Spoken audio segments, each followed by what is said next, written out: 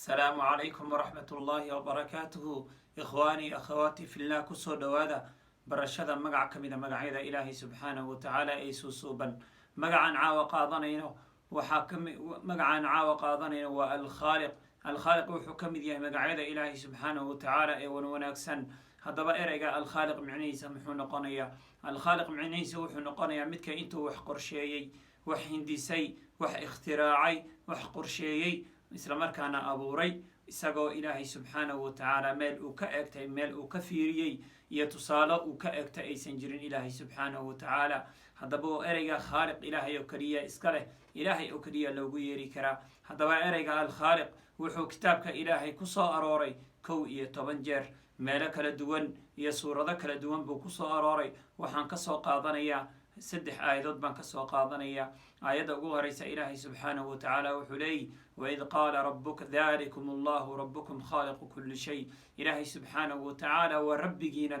kaasi waa rabbigiina rabbigee weeye haddaba rabbiga wax walbaba abuuray weeye ilaahay subxaanahu watacaala wax kastoo la arko iyo wax walbo aan la arkin ilaahay midka abuuray weeye ilaahay subxaanahu watacaala haddaba dadoo caabuda meel kale ilaahay subxaanahu watacaala suurad ka mid a kitaabkiisa wuxuu ku leeyahay ilaahi subxaanahu watacaala waid qaala rabuka lilmalaa'ikati inii khaaliqun bashara min tiin nebi allah waxaad xustaa kolkuu ilaahay subxaanahu watacaala malaa'igtiisa ku yidhi aniga waxaan samaynayaa ibna aadan ayaa waxaan ka samaynayaa weliba ibna aadan baan samaynayaa khaaliqun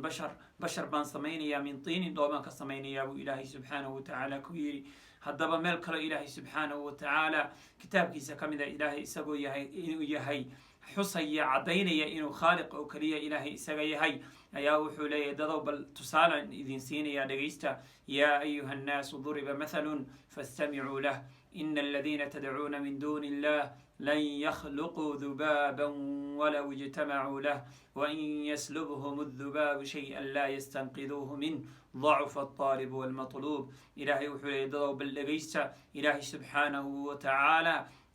tusaale ayuu markaa ilaahay idin siinaya kuwa ilaahay cidaan ahayn caabudaya ilaahay qeyrkii caabudaya bal dhegaysta ayaa la leeyahay ina aladiina tadcuuna min duuni illah asnaamtaad caabudaysaan haddii ilaahay subxaanahu watacaala tusaaluu siinaya wuxuu leeyahy ina aladiina lan yakhluquu dubaaban walow ijtamacuu lah duqsi iyo wax la egba intay isku yimaadaan ay isgaashaambuuraystaan ama maxay ay isbahaystaan ay isgarabsadaan markaa duqsi wax la mida ama duqsi wax la mida xitaa ma samayn karaan buu rabbi subxaanahu watacaala yidhi haddii iska daayay samayntiide hadduu ilaahay subxaanahu watacaala wuxuu leeyahy iska daay inay sameeyaane hadduu duqsi wax kala carara xitaa kuwa kasoo dhacsan kara ee kasoo qabsan kara ee kasoo ceshan kara xitaa ma aha haddaba ilaahay waa khaaliq isaga iskale marka sifada ilaahay baa u gaaroobay ilaahay baa khaas u leh marka cid kaloo ilaahay subxaanahu watacaala ahayn looguma yeeri kara marka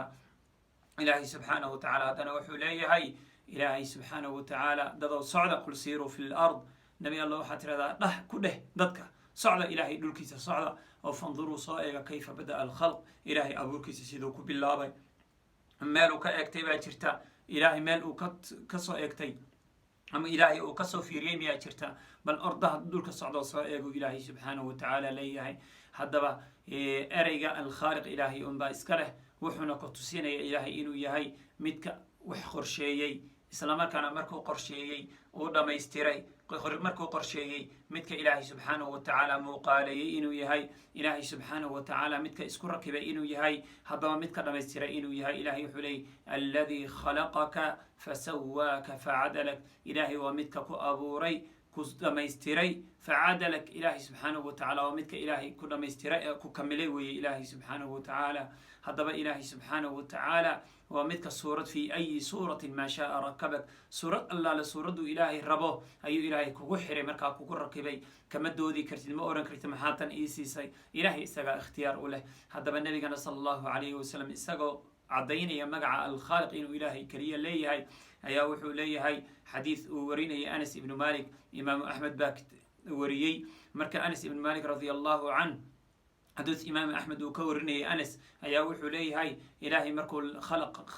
دولك إلهي سبحانه وتعالى أبو ري إلهي سبحانه وتعالى دولكي وحو بالله مركا إنو الليعو ama uu ciirciiro marka ilaahay subxaanahu watacaala haddaba dhulkii wuxuu ilaahay subxaanahu watacaala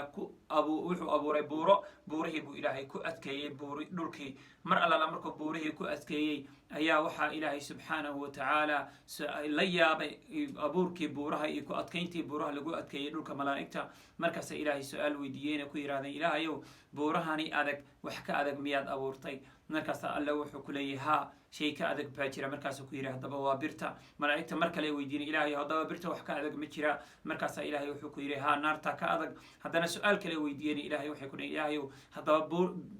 dabka wax ka adag ma jira markaasaa ilaahay wuxuu ku yidhi haa wuu jira haddaba dabaysha ilaahay haddaba wuxuu ku yidhi haddana malaa'igtii su-aalay weydiiyeen ilaahay haddaba dabaysha wax ka adag ma jira markaasaa ilaahay wuxuu ku yidhi haa ibni aadanka wey waa midka haddaba gacantiisa midig waxa ay bixinayso aysan ogeyn gacantiisa bidix haddaba ibni aadanka ka adag buu ilaahay subxaanahu watacaala yidhi haddaba ereyga alkhalq sunnahana waa lagu sheegay qur-aanka ilaahayna waa lagu sheegay sifooyinka iyo khalqiga ereyga alkhalqi waxaa gaar u leh alle subxaanahu watacaala ciidan ilaahay ahayna looguma wici karo haddii loogu wacna diinta looga baxaya oo qofka waa sifo ilaahay subxaanahu watacaala biasmaa'ihi wa sifaatihi ilaahay in loo ilaaliyo wey tawxiid lasmaa'i wasifaat ilaahay magacyadiisa iyo tilmaamihiisa uu gaarka u leeyahy ilaahay in loo ilaaliyo wey ilaahay subxaanahu watacaala haddaba walaal ka faa'iidayso haddaad baratay haddaba ereyga alkhalq haddaba alkhaaliq haddaad baratay ilaahay inuu midkii wax amaamuday isagoo meel ka eeganin haddaba ikhtiraacay sameeyey abuuray dhammaystiray wey ilaahay haddaba ka faa'iidayso walaaladana ugu faa'iiday baaraka allahu fiikum wajazaakum allahu khayra la socda magaca xiga ee markaa ka mida magacyada ilaahay subxaanahu watacaala subscribe gareeya sheer gareeya walaaladiin la wadaaga wassalaamu calaykum waraxmat ullaahi wabarakaatu